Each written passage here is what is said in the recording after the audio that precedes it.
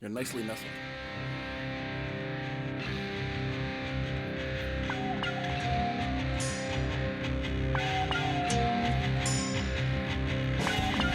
Coming to you from the Eon Project Studios, nestled in the woods of Harrisville, Rhode Island, the epicenter of paranormal activity in the Blackstone Valley.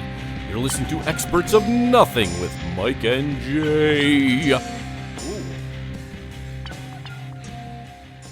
Yes. That was pretty melodic, the last part of that. I try to be melodic. Welcome to another edition of the Eon Project. Welcome, welcome, welcome. It's been a while since we've done a show. It's been a while. People miss us.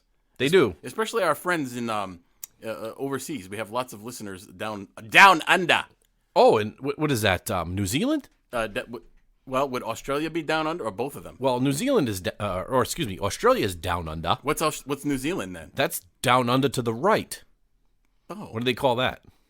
Down under to Down the right? under yonder. Down under yonder. Hey, what's a famous Australian band, rock band? Famous Australian Men at Work. Yes! Ah, I pulled that one out. Oh, because they sang a song called Land Down Under. It's the only reason I know. And they talked about Vegemite. Do you know what Vegemite is? It's some sort of vegetable spread. It is a spread of some kind, and it's very popular down there. Well, we should probably talk about the topic because we get limited feedback, but the feedback we do get, we don't talk about the topic at the beginning of the show. Why don't you talk about the topic? So today we're going to be talking about false flags. Ooh, false flag operations. Yes, the concept of what it is, some examples throughout history, and then how it ties into present day. Correct. Some things that are going on. We're not talking about in the NFL when they throw a flag on a penalty that did not exist. Or the freak flag that you fly daily. Correct. Yes. Yes, not those flags. Different type of flags. Ah. But before we get into that, get into it. We right before the show, we don't. A lot of people don't know. We don't rehearse this. Don't rehearse it. There's no note. Well, we do have notes individually, but we don't really know what we're going to talk about per se. Until the show starts. But right before the show started, I asked Jay a question, and he goes, no, I'm not going to answer that question. Let's talk about it on the show. Yes, correct. So I want to do that now. So let's get an organic response from you. Organic and orgasmic. Okay. Do you know what a queening box is? A queening box. Yes, as a matter of fact, I do. What is I've heard of this term before. This is a box. It's a man-sized box, and in it is a lifelike version or a lifelike visage of Freddie Mercury. And he's in this box. He's a robotic version of Freddie Mercury. And you can ask it random questions about the band Queen. And it's permanently aroused. And yes, and he has a thing around his genitalia. No, that's not correct. Oh. So this is something that came to my attention recently due to a friend in the show, a friend of the show, Brent. Oh, hi, Brent. Brent of Red Queen Project and also of Hermit Light Media. Oh, Queen. It makes sense. It's yes, topical. I know, but I'm going to get to Brent in a minute. But because of Brent's something he told me, I was looking into strange and erotic furniture. Oh. And I found something called a queening box. Now, if you have little children listening, which you shouldn't, but if you do, fast forward like 30 seconds or a minute because I'm going to talk about Get past the queening box. Yeah. So a queening box is a device that you may find in a dominatrix studio or a fetish bedroom, something along those lines. Essentially, what it is, it's a small box about the size of just large enough to fit a human head. And just the head. Just the head. So what you do is the submissive, if you will, gets on the ground. And the person puts his head in the box? Puts his head in the box, or someone puts him in the box. He or she. He or she, doesn't matter. And the head is now ensconced in this box. And there's some sort of sling apparatus that keeps the head elevated. Oh. And now the face of the person is basically sticking out a little bit from this box. It's exposed. It's exposed to the world. So there's a cutout for the face. Yes, exactly. And on top of that, where the face comes out, surrounding that part is a cushion. So theoretically, this like is an ass gasket. This is where someone would sit themselves. Oh, making the face portion of the person in the box have to face the butt. And there's no resistance. You can't resist this. There's no way to get out of it because you're locked into this box. And it also, I forgot to mention, it's got like restraints for the hands on each side of the box. Okay. So now you're in this box. I can vision this. You're in this box. You can't get out. And so whoever is in charge of you at this moment sits down, You can't get away from it, and they basically. So what do they do when they sit down? Well, you have to use your imagination. So. Are they? Do they unsheathe the buttocks? Okay, so from what I understand, there's two different. Well, there's multiple. They could be sheathed. Oh, they could be unsheathed. They build up to it, maybe. Yes, maybe they do. Maybe there's some sort of. So there's some sort of. They kind of tease you process. In the sense of. Yes. I'm gonna do it. I'm gonna do it. I'm gonna do it. Yep. Or this. Are you familiar with the term breath play? It's a dangerous sexual practice where they cut off the other person's air supply. Okay. Would not recommend doing that. No, but you can do that with this, but you're cutting off the air supply with your butt. Oh. Well, the other person is. Hopefully not your butt. Okay. But somebody else's butt. You can strategically place your sphincter over the... Not just the butt, but also the frontal regions. So whether it be man or woman, you can adjust it to have it whatever you would like. So there's different ways that you can attack this box. Yes, that's right. Okay. So there's adjustable straps. I see. Anyway, so if you're in the market for a new piece of furniture for your queening, get a queening box. Why do they call it that though? I don't know, but maybe because I wonder if it has something to do with back in the day when like the royalty didn't have indoor plumbing. Yeah, and they literally had a box to sit on in order to like a potty. They had like a royal box that they would eliminate like themselves. A royal potty, and then one of the serfs would come in and grab the chamber pot out of there. Exactly. Yeah, but anyway, so I got into that because of Brent. Who we were talking about an upcoming film that we were going to be doing, upcoming film project, doesn't have a queening box in it, but it sent me on this rabbit hole. Rabbit hole, if you will. If you will. All right, well, that's a good segue. Yeah. It's a good segue. And before we get into the topic, I think, Mike, we should maybe talk about a little bit about some projects that we have coming. Sure. And we'll talk more about that, too, towards the end of the show. But, you know, obviously we all know that Hermit Light is the parent company, media company of... the Eon Project. The Eon Project. There's a lot of we have podcasts. Also from the Black Lodge. From the Black Lodge. We have musical numbers, which we'll talk about later on as well. Yep. As well as some filming things that are going on. Hermit Light's first short film is now making this. We actually just got notified today. I can't release the name. That's right. The short film is making its way around, Mike. Do you want to talk about that? Yeah, so it's making the festival run. Oh, I like festivals. So it's been submitted to many, many festivals. We're starting to hear back about some official selections. I can't really get into them right now because the festivals haven't started yet, so they're big on secrecy. Oh. So anyway, make a long story short, that one is completed. It is making the festival rounds. Mm-hmm. And then we have another short film that's going to be filming in February, and then in the spring we look to be making a pilot for potential distribution later. Potentialosities. Lots of stuff going on with Hermit Light. Also, and then also with Hermit Light, associated with Hermit Light is the Red Queen Project, and they had some exciting news recently. That's correct. Yes, they recently released an EP, which in the music biz, an EP is an extended play. Oh. That's a short form version of an album, essentially, not the full 10, 12 songs or whatever. Yeah, so. And I know from personal experience, you can find it on Spotify. Correct. And you can find it on probably some other platforms, but it's called the Red Queen Project, and the title of the EP is "See You in the Future," I believe. That's correct. And a bonus to you people listening today, you're going to hear a track from that later on in the show. Oh, very nice. But let's get into the program, as we talked about earlier. Yeah. So false flag operations. We're going to be talking about false flags. Yes. So go ahead. I think. What is a false flag? When we hear the term false flag operation, what is that? I think you're going to tell us. Well, it's actually an act committed with the intent of disguising the actual sorts of responsibility and pinning the blame on another. Right. In other words, when you fart, yep, and you blame it on the dog, happens almost daily. That's a false flag operation, and the dog looks around. That's correct. Because the dog can't defend itself. Nope. So you blame the dog. And plus, you ever notice dogs always look guilty? Yes. Whenever you call a dog's name, it looks guilty. Like it just knows it did something wrong. My dog scares itself when it farts. Yeah, and dogs it runs tend away. to do that. Yeah. So actually, the term false flag, it originated in the 16th century as a purely figurative expression to mean a deliberate misrepresentation of someone's affiliation or motives.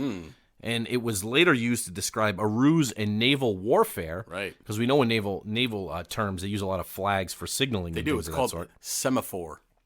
Semi what? Semaphore. Gotcha. That is the name. That is the name of yes. Communicating via flags. So in naval warfare, whereby a vessel flew the flag of a neutral or enemy country in order to hide its true identity. Right. So they'd be flying the French flag. Yep. When underneath of it is some limey Brits. That's exactly right. And that tactic was originally used by pirates and privateers to deceive other ships into allowing them to move closer before attacking them. I see. So you fly this false flag. So you fly the flag of a neutral or non-enemy country. Yes. Right? Because that's how they would tell, like, back in the age of sail, you could see the ships coming from quite a ways away with your little binos and monocles or whatever. Monocles. Yep. And so you would see it, and I guess that's back when, gentlemanly warfare was the thing. Right. And actually, that still exists today because combat troops typically wear uniforms with insignia on them. Well, in countries that abide by the Geneva Convention and rules of war and things of that sort. Perhaps you need a lesson, sir, in the rules of war. The rules of war. Do you know what movie that's from? No. That's from The Patriot. Oh. Colonel Tavington says that too. Yes, a very historically inaccurate movie. Colonel Tavington is actually an amalgamation of several people, British commanders, but mostly based on Lord Tarleton, who was a dashing cavalry leader of the British Army. And he was into queening boxes, I've heard. He probably had a queening box, yes, if I put a guess. That's exactly right. Anyway, the false flag term, it actually extends today to mean any kind of organized attack or attacks to make it appear as though that it came from somewhere else, some sort of terrorist attack, but in actuality, it was generated by the country that wanted the attack to occur on them, essentially. Right, so to garner sympathy and public sentiment towards declaring war or some sort of political gain. Exactly. And let me just preface this by saying, the term conspiracy theorist, and that kind of ties into a little bit about what we're talking about here today. Right. It has a negative connotation. It does. Well, it used to. in certain respects, right? So people that want to discredit any kind of event or something that's going on that they don't necessarily either agree with or something that they want to downplay because they're being controlled by other parties. That's a term that's used basically as a derogatory term in terms of whatever subject that they're referring to basically discredit it, to say that, oh, this doesn't exist and these people are crazy. But in actuality, as you're going to see, a lot of these things which were deemed as conspiracy theories are actually things that are legitimate.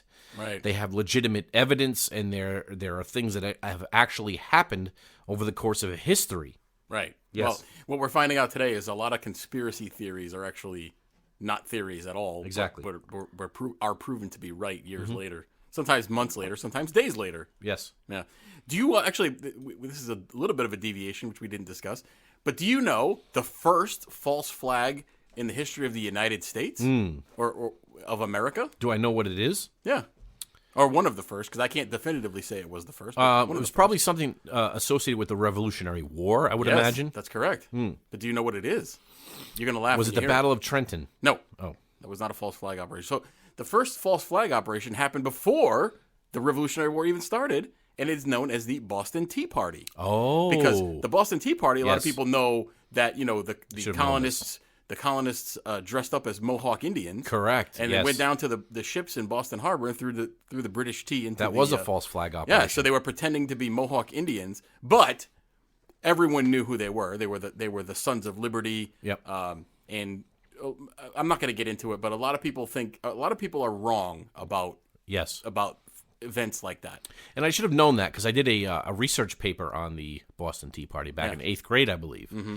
And Crispus Attucks was a key figure in the Boston Tea Party. Well, he was a member of. I'm sorry, that was the Boston Massacre. The Boston Massacre, which was associated with that time period. He may have been also at the Boston Tea Party because the Boston Tea Party happened before the Boston. Well, no, I'm sorry, the Boston Tea Party. No, Crispus Attucks died in 1770, I believe. The Boston Tea Party is 1773, so he couldn't have been. Okay, he was already dead. But he was a former slave, I believe. He was, and he has a great name. Crispus Attucks. He was the first person shot at the supposedly. You should actually say it like this, which is funny to say because Crispus Attucks. Many people were shot at the same time, so Correct. It's really difficult to say. Oh, he was the first. But no, not really. Okay.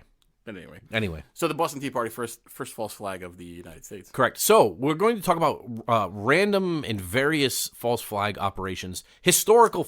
This isn't something we're making up. No. And as we said earlier, this is not a conspiracy theory.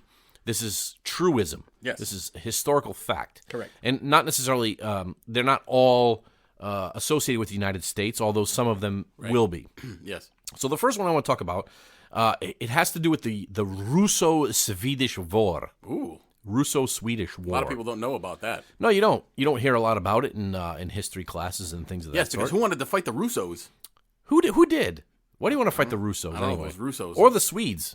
I don't know. The Swedish women are quite beautiful. Oh, they are. say. They're very fair-skinned They're skinned. and blonde-haired maidens. Nordic appearance. maidens, and they can, not only are they very beautiful, but they can beat you senseless. Beat you, the Swedish powerlifting team, if you're listening. Yes, I'm available. that is correct. Anyway. So the Russo-Swedish War, in 1788, the head tailor of the Royal Swedish Opera. Oh. Do you know any Swedish operas, Mike? I do not.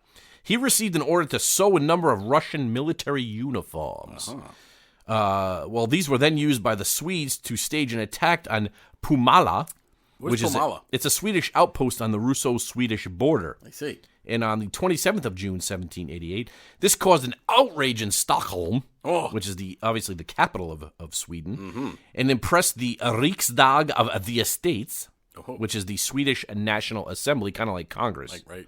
who until then had refused to agree to an offensive war against Russia. They didn't want to fight the Russians. Who wants to fight the Russians? Nobody wants to fight the Russians is a huge country. Russia It's is a big huge undertaking, and it's been the downfall of many a would-be emperor. Correct. The Pumala incident allowed King Gustav III of Sweden. Oh, Gustav. He obviously he much like Joe Biden lacked the constitutional authority to initiate unprovoked hostilities within the Estates.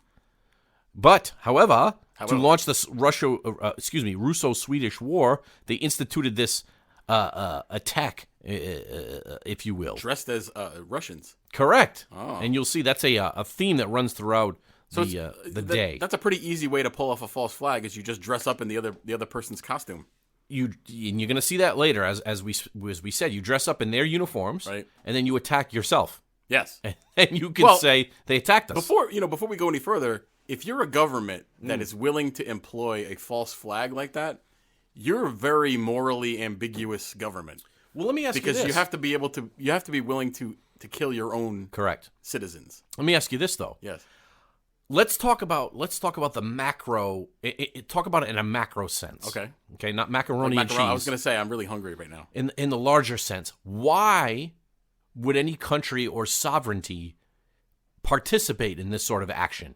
What's your thoughts on that? Well, I feel like they may feel like that's the only way to garner public support for an unpopular war, or for some sort of political agenda, create an enemy that there wasn't one before, and that's kind of how I feel like that's how they reached that decision. Well, as President Dwight D. Eisenhower once said, we have to be wary of the military-industrial complex, right? Yes, famously. A lot of these countries wage war in order to wage war. They wage war for profiteering. Yes. They wage war for imperialism. Yes. Things of that sort. And this is a fact, people. And you can be patriotic. I'm a patriotic person. Yes. Mike is as well. Yes. We served our country. We believe in, the tenets and the beliefs and the believe in the greatness of the United States. The greatness of it. However, we're all we all have faults. Yes. As human beings, as a nation, as other nations, we all have faults. And this is one of the faults of sovereign nations. Right. Yes. No kidding. So are you done with the Russo-Swedish? Yes. Okay. What was the outcome of that? They went to war. Oh. What was the outcome of that? 1788 to 1790. Who won? Because I don't know. 2 years. 2 years. I feel like the Russians won. Russians always win. Yeah, Russians. Well, usually Russia wins because someone makes the stupid decision of invading Russia in the wintertime, which is probably the not. Speaking of wintertime, it's cold. It's freaking cold. We live in New England, and right now it was like 4 degrees out today. And that actually brings me to an interesting thing I want to bring you. Yes. We're going to deviate from false flags for just a quick minute. Now, you just mentioned we served in the military. We as we've mentioned famously on the show, we were both in the United States Marine Corps. Now, in the Marine Corps, there are several unwritten rules that you must follow that are basically sacrosanct rules. And if you wait, don't jump ahead. You're going to jump ahead. You're thinking about jumping ahead. Don't jump ahead. No, I'm not going to say a word. So basically, if you violate these unwritten rules, you'll get yelled at, or some sort of verbal lambasting will probably come your way. And one of them is wearing a belt with your jeans or your civilian attire. You must wear a belt. You must wear a belt. Second one, you always must shave. Must shave. You have to have a shave no matter what. Third, haircut. You got to have a fresh haircut every week. But the most stymieing one I've ever heard, and I don't understand, and I think it's probably just the Marine Corps. I don't think the Army does this or the Air Force or the Navy. But in the Marine Corps, you cannot put your hands in your pockets. No pockets. No matter how cold it is. Nope. You could be at the Arctic Circle. In uniform. In uniform. You cannot put your hands in your pockets.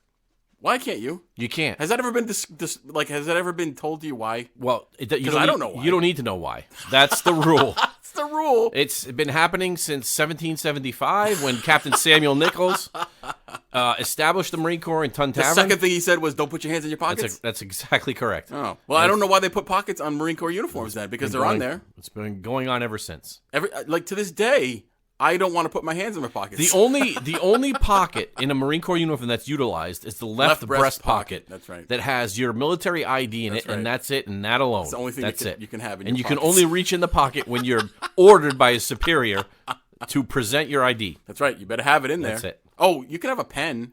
You know, there's a little pen holder, like right in the middle. But you have to do it on the inside. On the inside, it has to be obfuscated. Right. Yes. Anyway. All right. What do you want? I just want to talk about that. What do you want to go into next?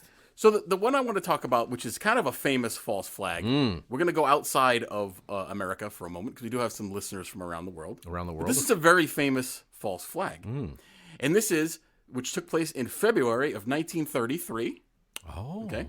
And one of the most famous incidents considered by many to be a false flag is the Reichstag fire. Is that the Kristallnacht? Nope. Reichstag fire, which took place on the night of 27th of February, 1933. Yes. Where a lone communist sympathizer by the name of Maurinius von der Lubbe was arrested and charged with setting fire to the German Parliament building, which is known as the Reichstag. Yes. This act gave Hitler and the propaganda minister Josef Goebbels the excuse they needed to purge Germany of opposition, especially the communists.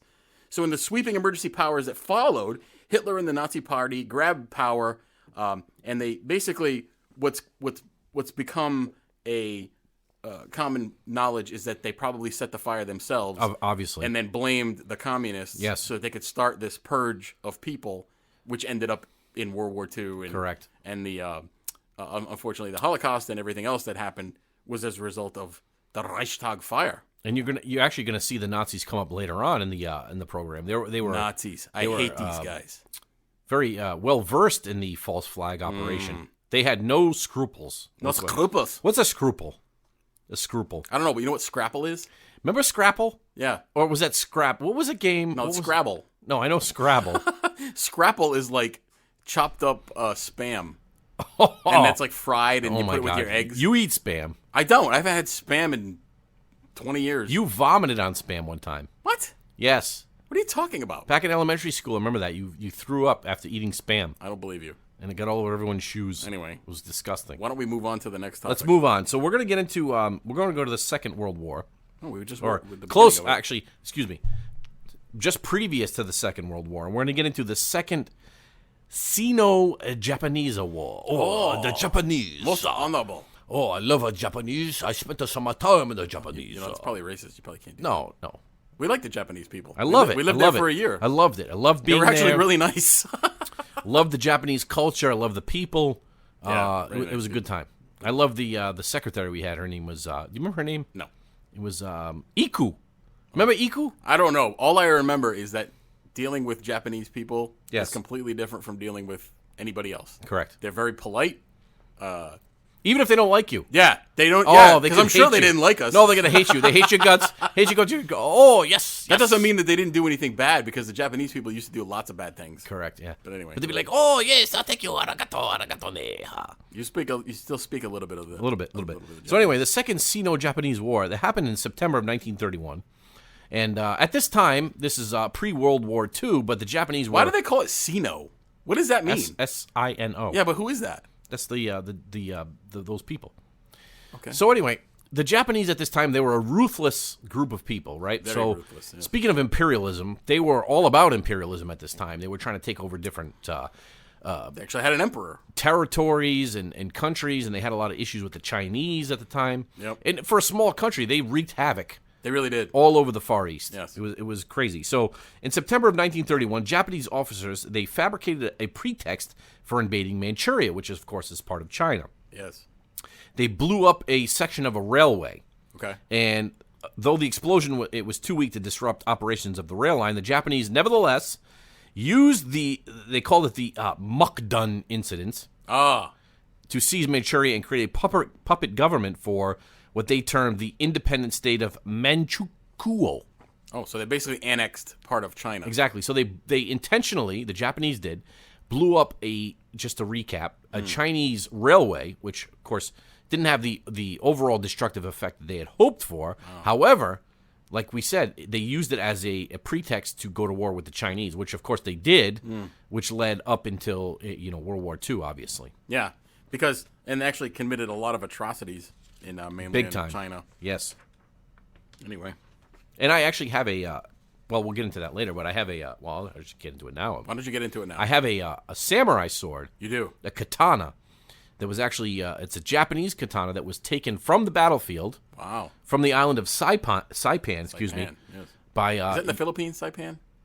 No. Saipan is Japan itself? Well, it's a territory. It's an island in the Pacific. Got it.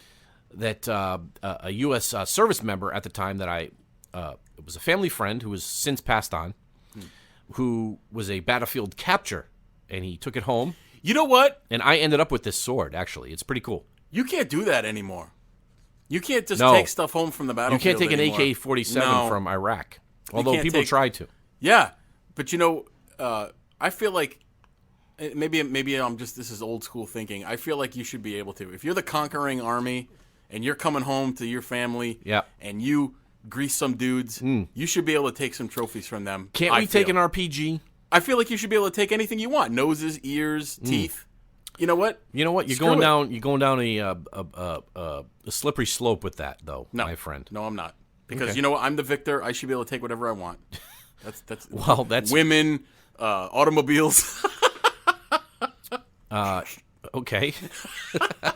All right. Well, we're getting up to the halfway point of the show here on the Eon Project. Yep. And as we stated earlier, Hermit Light Media, which is our parent company, has its tentacles, much like a Cthulhu. It's like the Hydra. A Cthulhu. It's a Cthulhu. I love Cthulhu, by the way. Cthulhu is a cool thing. Have you read the Call of Cthulhu? Cthulhu. I'm totally into Cthulhu. Lovecraft. That's Lovecraft. I'm totally into Lovecraft right now.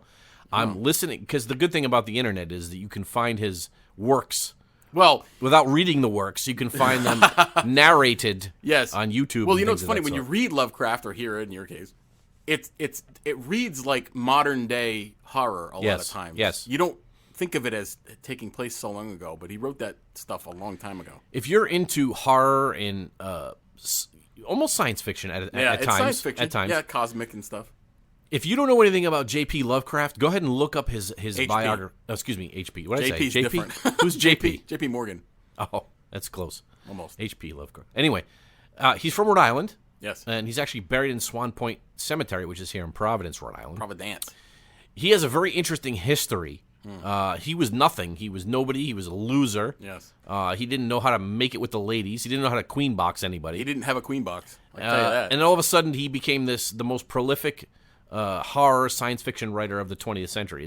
They're still making Lovecraft inspired movies, TV shows, art, games, you name it. Strangely bizarre. But anyway, you can check them out online if you're interested in that. If you're so inclined. But getting back to Hermit Light Media. Yes. So one of the things that we like to do here on the project is to promote musical acts. Yes. One of the musical acts that the Hermit Light Media is associated with, and we are good friends with, is a band and a musical act called the Red Queen Project. And recently the Red Queen Project released an EP, which is an extended play. Do you know what extended play is, Mike? Yeah, you mentioned it earlier. I did? Yep. It's less than a long play, which is an LP, which would be the full length. It's something like related to records, right? Yeah, records. That's how they used to do it back in the day. Or if you're British, record. Record. It's a record. Oh, it was French. Sorry. We don't get Although I do have a record collection. I've started a record collection. I see some vinyl over there, friend. But I like classic vinyl, though. I don't like reissued new vinyl. I like the classic vinyl, Sirius XM radio station. Yes. I don't think Red Queen Project is on vinyl yet. That'd be cool if they were. Although they should press some vinyl. That would be pretty cool. But anyway, so what we're going to do here for the halfway point of the show is we're going to play the first release of the Red Queen Project, which is a song called Nephilim. And Nephilim, what is a Nephilim, Mike? That would be in reference to the Watchers in the Bible, which were the unholy offspring of fallen angels and human women. They were supposed to be giants, weren't they? Okay, so that's a cause for another show. Some people think that they were giants. Some people say that that's actually not in the Bible. Nephilim only appear in the Bible sparingly, very, very sparingly. They do appear in the Apocrypha, however, with some of the banned books of the Bible. We can talk about that another day. Obviously. Yep. All right. So we're going to listen to the Red Queen Project's newest release, Nephilim. And if you're interested in them, you can find them on Facebook. They're actually on Spotify and all the streaming musical networks that you could get. So patronize them. Exactly. Here we go.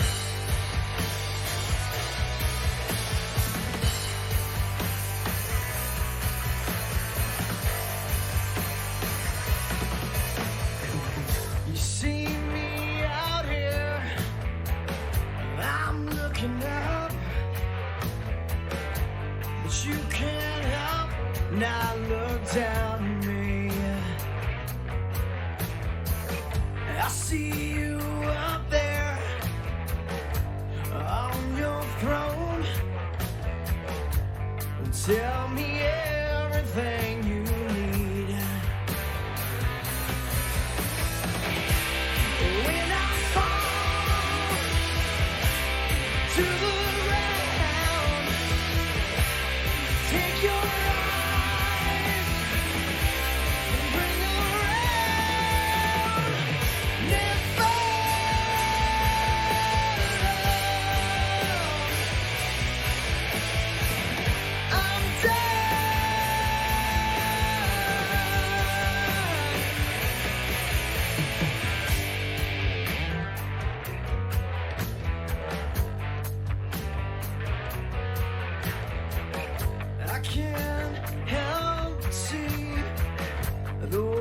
Surrounds me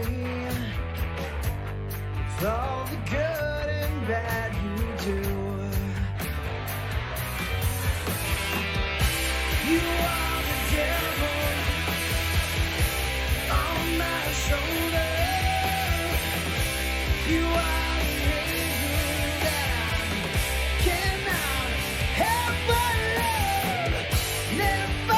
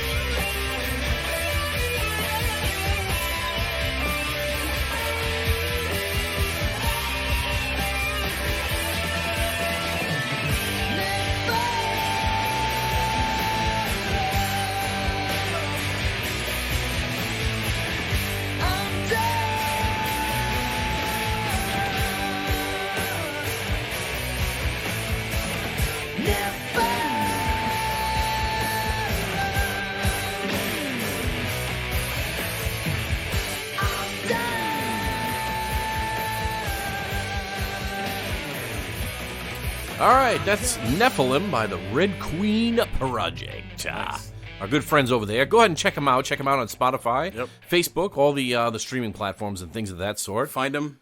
Buy their stuff. Give them some support, please. love. Support like the jock strap of a preteen soccer player. Ooh. Does that make sense? No. Oh, okay. Anyway. All right, we're getting back to false flag operations. Right. We're in kind of the World War II time frame. Right. We want to talk about the Gleiwitz incident. Why don't you talk about if you're into Germany, the Gleiwitz? you're going to know what Gleiwitz means, or talk about Gleiwitz, because in Germany, W's are V's and V's are W's. Why is that, you think? They're just a strange folk. So it's in America, in English, it's Volkswagen. Volkswagen. People's wagon. Volkswagen. But in Germany, the V is a W. Volkswagen. So it's Volkswagen. Volkswagen. It's confusing. Ah. It's confusing. Yes. Volkswagen. Okay. I don't know why, but they're German. Okay. So the Gleiwitz incident happened in 1939 and involved Reinhard Heydrich. And he fabricated evidence of a Polish attack against Germany in order to mobilize German public opinion for war and to justify the war with Poland. So, as we know, so Germany started annexing countries Yes. all over the place. The Sudetenland. The Sudetenland, Austria, things of that sort, right? But they knew that at some point it was going to come to head. actually war, Right. to actual aggression. Eventually, somebody would get pissed. That's correct. So what they decided to do was, hey, in order to, because Poland was the focus of their anger and attacks, basically in 1939. That's what they wanted to do. So the Fall Weiss, which is what we would say in English, is the code name which translates to Case White, the invasion of Poland, and that was supposed to happen in September of 1939.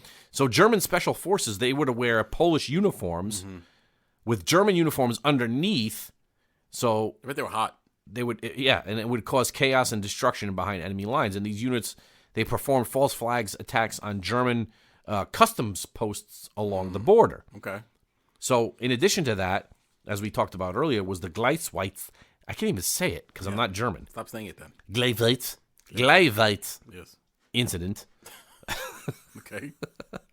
So basically, it led to the deaths of Nazi concentration camp victims because they forced them to dress as German soldiers, and then they were shot by the Gestapo to make it seem like they had been shot by Polish soldiers. Jeez. They were a bunch of jerks. That's correct, and obviously Himmler and all those idiots were all involved in all this nonsense. But because of this, it helped to mobilize public opinion and mobilize the German population for the invasion of Poland. I see. Which, of course, was the pretext to the actual combat in Europe during World War II. Because as we know, the Blitzkrieg, Lightning warfare, attacked Poland and overran them in very, very, very short order. That's correct. And then everything precipitated from that point forward. I think the Nazis actually did that similar tactics during the Battle of the Bulge. They had some English-speaking Germans in American uniforms that made their way past the American lines and caused some havoc and some. Imagine that. Like, imagine being in that situation, like in the Battle of the Bulge, and you're in those horrible, horrible conditions, and then now you're worried that the American patrol in front of you isn't an American patrol. Well, that's an issue for you every day, is it not? Well, sure. With the Battle of the Bulge, when you go to put your underwear on. It's a battle every day. And you're having an issue. Battle of the Bulge. You're bulging at every orifice. Yes. Okay. So anyway. Yeah. So you done with that one? Yeah, go for it. Okay, so we're gonna move on, and you know what? Maybe now's a good time to tell you. So towards the end of the show, but we're progressing through history. We are going to talk about the January 6th event, sure, and how that may or may not be a false flag, because that's in the news today, and I know that a lot of folks want to hear about that kind of thing. We are going to talk about it, so stay tuned. But anyway, so after World War II, the United States. Well, first of all, do you think the United States would ever become involved in false flag operations? Absolutely. Absolutely. So after World War II, we needed an enemy, right? We needed to have an enemy because World War II ramped up production of military goods and it ramped up the American economy. They want to keep that going. So we need an enemy to get built up for. So everyone's looking to see how we can make an enemy of somebody, and who would make a better enemy than the USSR, the Soviet Union. Correct. So after World War II, the Cold War started essentially, and many in the government were very concerned about what was taking place in Cuba. So, as we all know, have you ever seen the movie 13 Days? Yeah, very interesting. It's about the Cuban Missile Crisis. Yeah, it's a great movie. I would definitely recommend it. The Massachusetts accents are terrible. Massachusetts accents are in the horrible. movie. Nobody can pull those off. No, and Kevin Costner is not a good person to make accents for any. He sounded like he was from Kansas when he played Robin Hood. He's terrible. He couldn't do the English accent. And he gave up, too. What the hell's wrong with him? Robin Hood, he would do one sentence in the English accent, and then he would just totally give it up for the next one. Hey, real quick, just a quick Kevin Costner aside. And this is a movie that Mike recommended to me last week. Oh, God. It's a movie that I never saw before. Yes. And he mentioned to me, and it was called Silverado. Silverado! It came out in 1985. It's a Western. It's a star-studded Western. It's full of stars. Never heard of it. You couldn't get any more stars in that movie. It's got a young Kevin Costner. Very young Kevin Costner. It's got Danny Glover. Yep.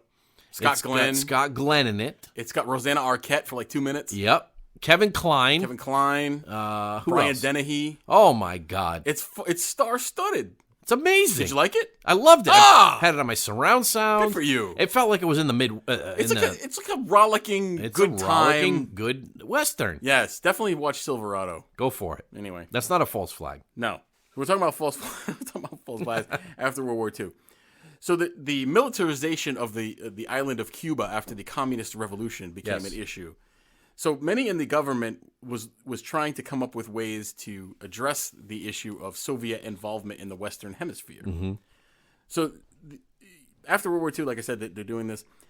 Many in the government wanted to invade Cuba and depose Castro, who was leading the communists there, and then basically take away Russia's offensive capability in the Western Hemisphere.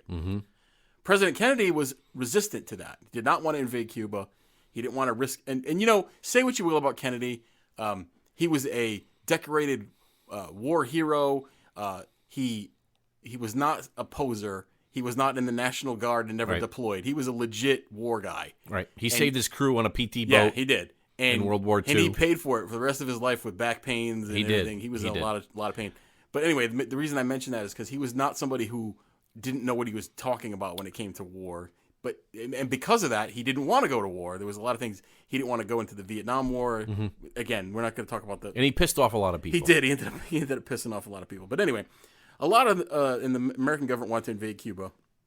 So the CIA concocted this Bay of Pigs invasion in 1961. We're not really going to get into that. Wasn't a false flag. However, before all this is taking place, the U.S. military had actually drawn up plans to conduct false flag operations. And this is not conjecture or conspiracy theory. You can actually read the documentation.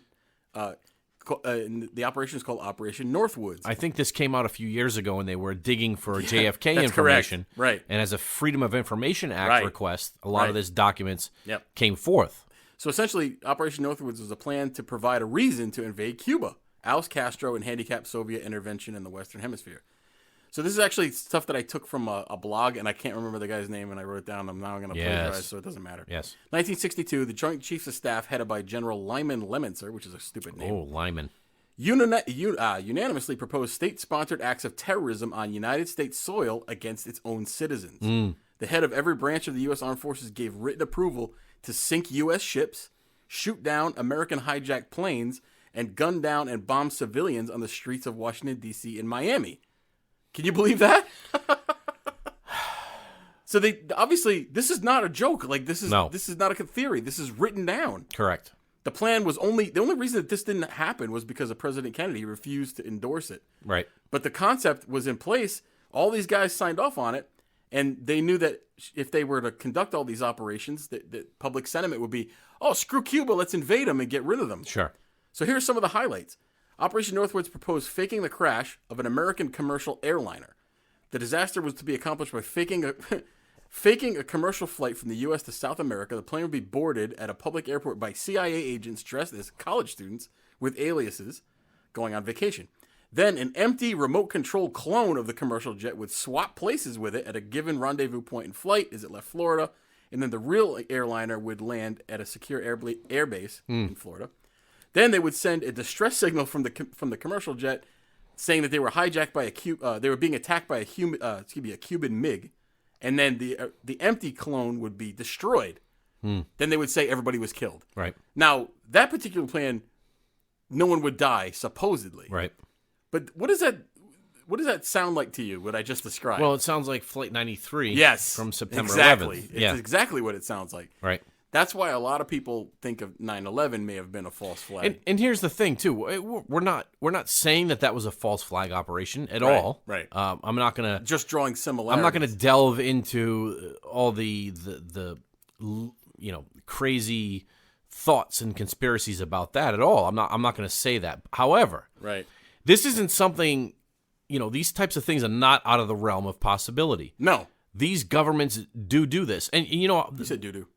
Doo-doo? Mm-hmm. And here's the bigger point, Mike, I want to make. Mm-hmm. And this is something that I'm having a hard time wrapping my brain around. Mm-hmm. So let's go back to the Vietnam War for a second, right? Yep. Because this, what Mike is talking about, this was a pretext to the Vietnam War, essentially. Right. They couldn't get into Cuba, and they ended up in Vietnam. Yes. Right? So... And 55,000 Americans were dead. Yes, exactly. And how many lives ruined right. besides that? And here's the issue that I'm having, okay? So a lot of most of the folks, right, that protested the Vietnam War, yep. Okay, we know that we call them hippies. It's not a derogatory term, but that's... Not anymore. We would say that they were probably on the left side of the political spectrum. Yeah. And we're not taking any sides here, right. Politically speaking. We're just talking about facts, and we're talking straight down the line. Mm-hmm. And here's one of the things that I have a hard time understanding, and it's strange how the dynamics of things have changed over the years. So the same type of folks that protested the Vietnam War protested our imperialism around the world, right. And protested the way that the expansion of the United States government. Those similar folks, if you fast forward to this time frame, right. It's the complete opposite. Yeah, they want to go. They want interfere. more government. Right. They want to interfere more into people's rights. Yep. They want now. A lot of them want to go and invade or send troops to Ukraine to resist Putin. Violate the civil rights of Americans. They want oppression. It's bizarre to me. And actually, this is a good segue. And I can't figure it out, and I don't understand it. This is a perfect segue. Yes, into segue. The next topic that we're going to talk about, and that is the January 6th riot. January 6th of what year, though? What are you referring to? 19. Oh, in 2021. So this was January 2021, about a year ago. And the reason I say riot is because, depending on what your political affiliation is, that depends on what that matters as to what you refer to this incident as. Because if you listen to the left-wing folks, they'll say, this was the greatest terrorist attack in the history of humanity. Yes. Worse than Pearl Harbor, worse than anything that's ever happened, and it's a horrible insurrection coup d'etat. Ooh. Then you have the right-wing people who say, this is absolutely nothing happened, just shut up. Right. Now, the truth probably lies somewhere in the middle. As in most things. Always. Now, on this program, we don't talk about politics very much. No. And that's on purpose, because it divides people. We'd rather not. We'd rather talk about fun and interesting things, queening boxes, yes, Kirtland warblers, all sorts of things of that sort. But I want to talk about January 6th because it's in the news right now, and there's some hallmarks of a false flag operation. Now, to give you some background, as if you're not familiar with what I'm talking about. So January 6, 2021 was the day that Congress was going to vote to certify the presidential election. Now, in presidential elections past, it's basically a formality. That's the day that, the election happens in November. The winner is declared, and then Congress formally gets together to vote to certify the election in January. This has been the case for 250 years or whatever the case may be. Sure. And it probably dates back to when, it took them 2 weeks to get from point A to point B, and they had to plan these things quite a bit in advance. But they don't really need to do that now, but that's how they do it. So anyway, what happened was, here's the background of it. There was a protest planned to protest the certification because President Trump at the time, yes, his supporters were under the impression that the election had been stolen, that there had been chicanery and shenanigans going on, and that President Trump was actually the rightful president. And we're not going to get into No, the we're not going to merits get of into any that. of No, that. no. This is not about that. But I'm just giving you the reason why they were getting together. And this was planned for weeks. Weeks in advance, the Trump supporters had planned to have a rally. Yes. Now, so they did. They get hundreds, if not tens of thousands, if not hundreds of thousands of people in Washington D.C. And on January 5th, the day before, they were having like a demonstration. Things started happening in the crowd that foreshadowed what would take place the next day. I'm going to get to that. What was happening? Well, I'm going to get to that in a moment. So January 5th, they were having a rally, and this is all on tape. Like, you can see video of it, because obviously they planned this in advance. This wasn't spur of the moment. There were cameras everywhere. There were reporters. There were folks in the crowd that were riling the crowd up on January 5th and saying, tomorrow we're going to go into the Capitol. Mm-hmm. We're going to go in. We're not just going to protest. We're actually going to go in. Who was doing this? So there were folks that were instigators amongst the crowd. As always. As there always are. Now, there are many who say that these instigators were actually government agents or informants or somehow acting as agents of the government to instigate this, to create a false flag operation, to demonize Trump supporters and the conservatives. Because what Biden needed at the beginning of his presidency was an enemy, right? Right. To get behind. Everyone needs a protagonist. Sure, that's right. And an antagonist. An antagonist. Antagonist. And Trump wasn't helping because he was going out there saying the election was stolen. Yes. I'm the rightful president. He says a lot of dumb stuff. Says a lot of stupid things again. Right. But and he got a lot of people riled up. But anyway, to make a long story short, so January 5th, there are people that are starting to go around instigating, saying, tomorrow we're going to go into the Capitol. Now, before this, that wasn't discussed. Like, this was just supposed to be a demonstration. Mm-hmm. I don't think anybody really intended to do this. Right. Because they were, that had never happened before. And like, even if you disrupt the certification of the election, you think that's really going to do anything? Right. No. It's just they'll just move it down the line and do it some other time. So one of the ringleaders of the instigation that's caught on tape, you can see it, everywhere, was a guy by the name of Ray Epps, who was an Arizona resident, who was a member supposedly of the Oath Keepers, or somehow affiliated with the Oath Keepers. He was like a chapter president or something. Right. And if you don't know what they are, the Oath Keepers is I don't know if they're still around after last year, but it was a group of former veterans, law enforcement officials who basically get together to theoretically defend the rights of Americans. Defend the Constitution. Defend the Constitution, right. So they go by the name the Oath Keepers. Right. Ray Epps was one of these Oath Keepers. So he's on video telling people, hey, tomorrow we're not just going to go to the Capitol, we're going in. And when he's saying this, there's people in the crowd that are saying, no, no, and they're screaming no at him. And there's actually a famous video of a guy pointing at him saying, Fed, this guy's a Fed. And he's like, no, I'm not a Fed, I swear to God. Right? Which if you're not me. Not me, that wouldn't be me. So anyway. But he said Ed. My name's Ed. So January 6th comes. President Trump gives a speech while the certification process is in place. After the speech, this huge crowd of people starts heading towards the U.S. Capitol building. Now, they kind of saw this coming, so the police had barricades up, as they should. Yep. Huh. And for the most part, people were behaving like they were because most people don't want to fight the police. Most people don't. Some people do. Some people are up for a little bit of chaos. Most people don't want to fight the police. So they get up to the barricades and they stop. Now, here's where it gets interesting, because at some point, this guy, Ray Epps, again, shows up on video, starts instigating at the barricades. Mm-hmm. You can see him clearly whispering into people's ears, getting in people's faces, riling them up. And then seconds later, people rush the barricades and they start assaulting police officers, which was obviously wrong. Then after that, once they get past the barricades, people did actually smash windows, get inside the Capitol building, and then basically chaos ensued. And then probably the worst part of it was at one point, and I'm not sure if you saw it, but that an individual Trump supporter by the name of Ashley Babbitt was killed as she tried to breach one of the interior areas of the Capitol building. There was a barricaded door, And have you seen the video? Yes. So I want to talk about the video in just a second, but basically she was the only casualty that was a direct result of the riot.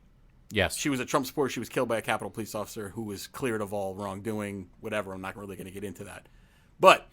And then, strangely, the riot kind of ended and everybody just kind of left.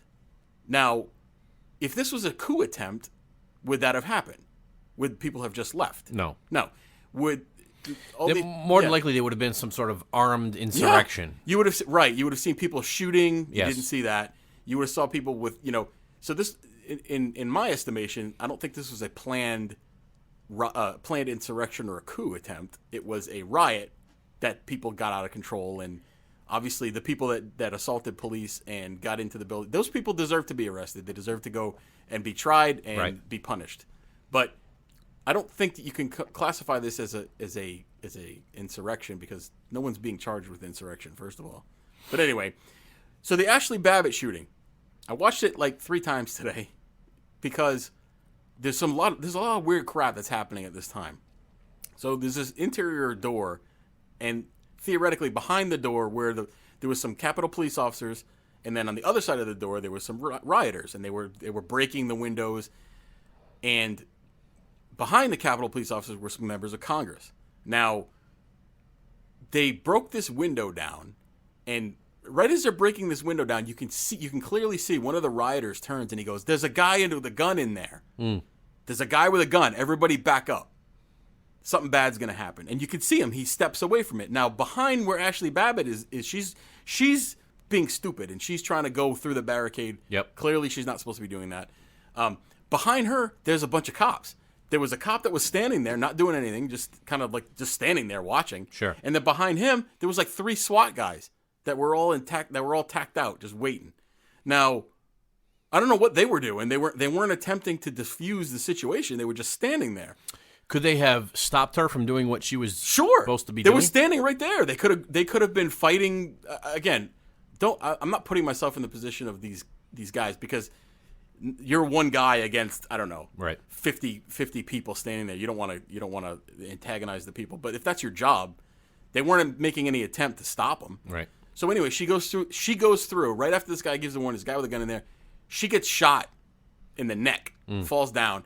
What happened? You're a very, very experienced individual when it comes to situations like this kind of thing.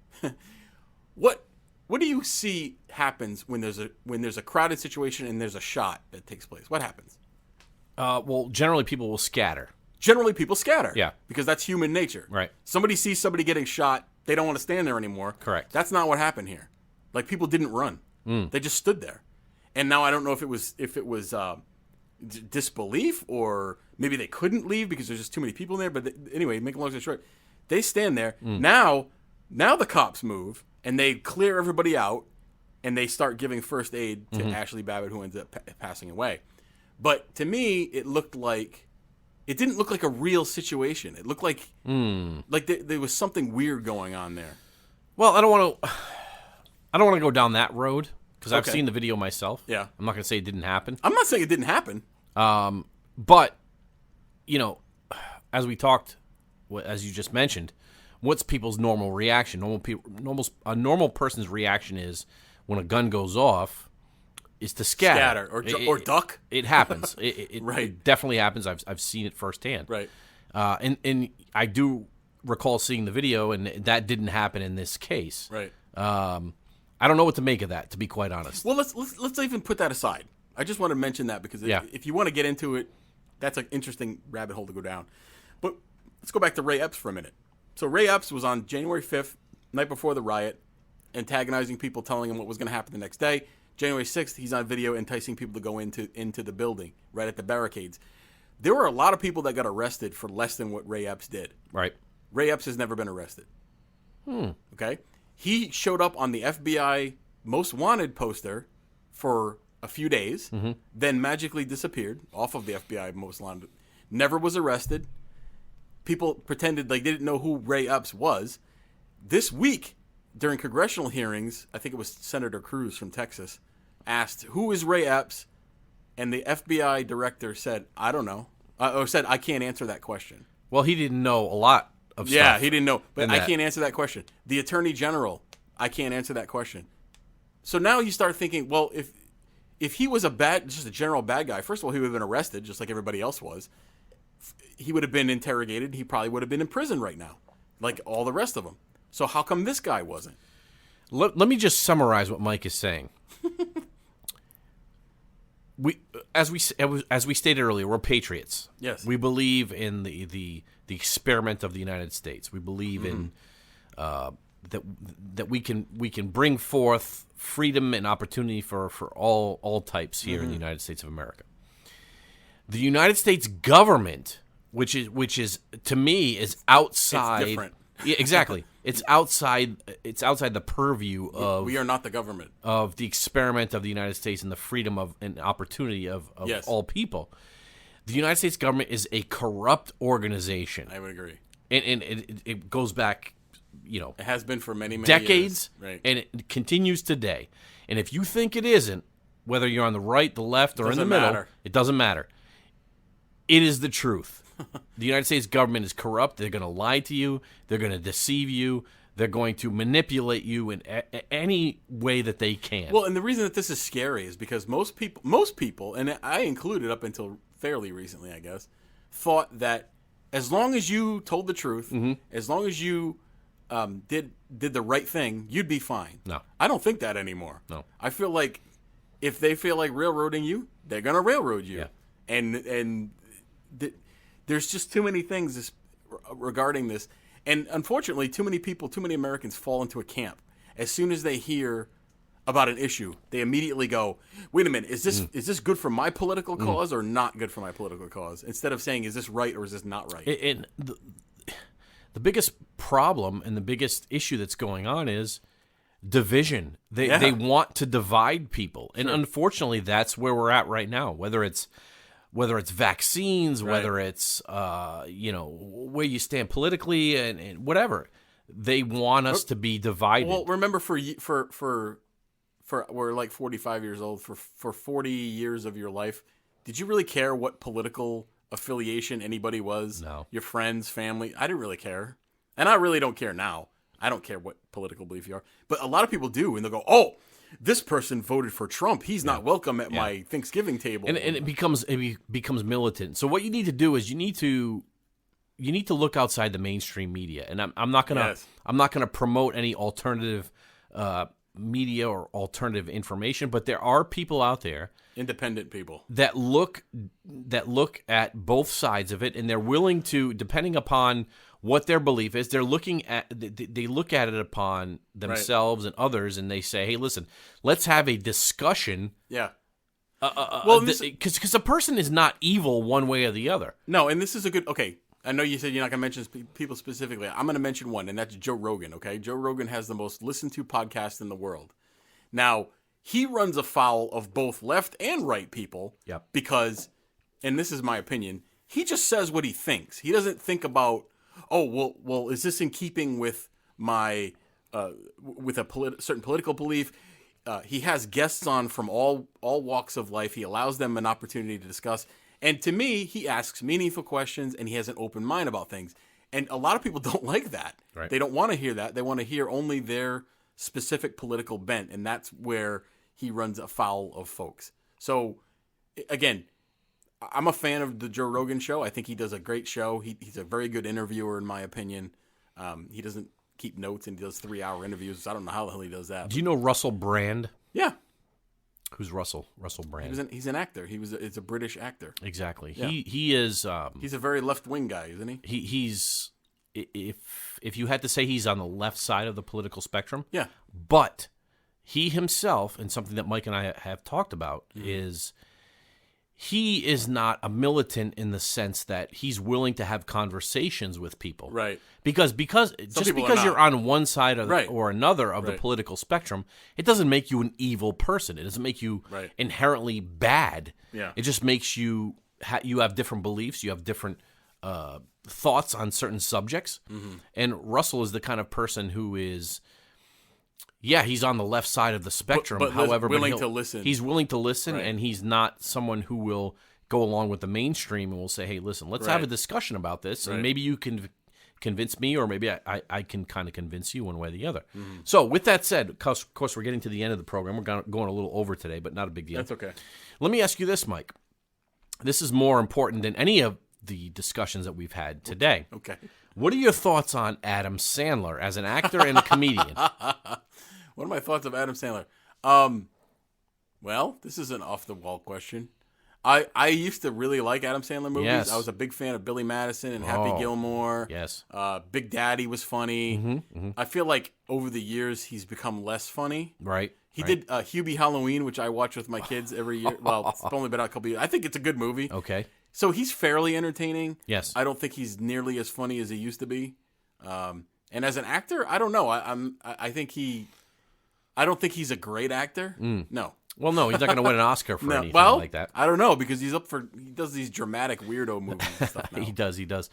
So I back in the day, I loved the man on SNL, like pretty funny. Opera Man. Sure. Remember Opera Man? Yeah, I do remember Opera Man. I loved Opera Man. Opera Man, grandissimo. He did the Thanksgiving song. Yes. He's very talented, He's a actually. funny guy, yeah. He's a local New Englander. He's from New Hampshire. New Hampshire. Yeah. But he's pretty talented. You know, he can sing, he can play guitar. I just Although his love it. singing voice doesn't sound anything like his talking voice. No. Which no. throws me off. No. I don't know people that are like, you know who was like that was Scott Weiland. Oh, he's His amazing. singing, Very his singing talented. voice was completely different from his talking voice. Anyway. Yeah, whatever. Anyway, one of Adam Sandler's early movies was a movie called Airheads. Ah, Remember yeah, Airheads? Brendan we think we Fraser. saw that in the movie theater. That's a good movie. Brendan Fraser and Steve Buscemi was in that. yeah. And they played a up-and-coming rock band, a three-piece, that overtook the airwaves of a radio The station. Lone Rangers. He's like, well, there's three of you. You're not exactly lone. And Kramer was in the movie. He was, Michael Richards. And actually, if you haven't seen that, that's I forgot about that movie. obscure Adam Sandler movie, but it's freaking hysterical. Funny. It's a funny movie, yeah. I think he went off the rails shortly after Wedding Singer. Yeah, Remember Wedding I didn't Singer? really care for Wedding Singer. It wasn't bad. The okay. funniest thing in Wedding Singer was when he goes. So his love interest in the movie. Yeah. Her name was Julia, and she was Julia. marrying a guy. Yes. And his last name was Gulia. Julia Gulia. And he goes, Julia Gulia? And that's her name. And he's like, that's funny. Well, let And me ask you he's this. like, oh, Again, that's not funny. We're not on a time schedule, so Anyway, it doesn't matter. go ahead. But I wanted to ask you, because Yes, actually I did yes. write this down. We Yes. didn't get to it. What are some movies from the 80s that you liked that hold up to this day? You mentioned Silverado, Yep. which I enjoyed. I Yes. thought that was a great movie. Yep. There's a lot of movies that you watch them now and you go, wow, this movie's still good. Mm-hmm. But then there's some movies you go, oh my God, I used to love that movie, but it's horrible. Well, Spies Like Us is a favorite of mine. Spies Like Us It's a is a favorite good of mine. one, yes. 1985, Yep. Chevy Chase, Dan Aykroyd. Yep. It's a spy movie. Vanessa Angel. But it has the Soviet Union in it. That's correct. In it, so it's not that. You know what one that I enjoy? I'll watch it to this day. Yes. Is Big Trouble in Little China. Oh, with yes. Kurt Russell. Yes. And Kim Cattrall. Oh, that's a young Kim Cattrall. Very hot Kim Cattrall. Remember when she was in Mannequin? Yes. Yes. She was in Mannequin. Yes. I liked Mannequin too. I love that. But too. there's some movies that you watch them now, like Caddyshack 2. Not good. Not good. No. Jackie Mason was not Rodney Dangerfield. He tried to be, but nobody's Rodney Dangerfield. no, it didn't happen. Didn't happen. There's a few movies. What was another one that was terrible? Was Conan the Barbarian, the Destroyer, the sequel with the Wilt sequel. Chamberlain in it. Yes. Not good. Yes. The first one was good. You know who was in that? No. The blonde princess, Olivia Dabo. Oh, Olivia Debeau. Yes. She played. Yes. And she was in Wonder Years. She was in Wonder Years. Yeah.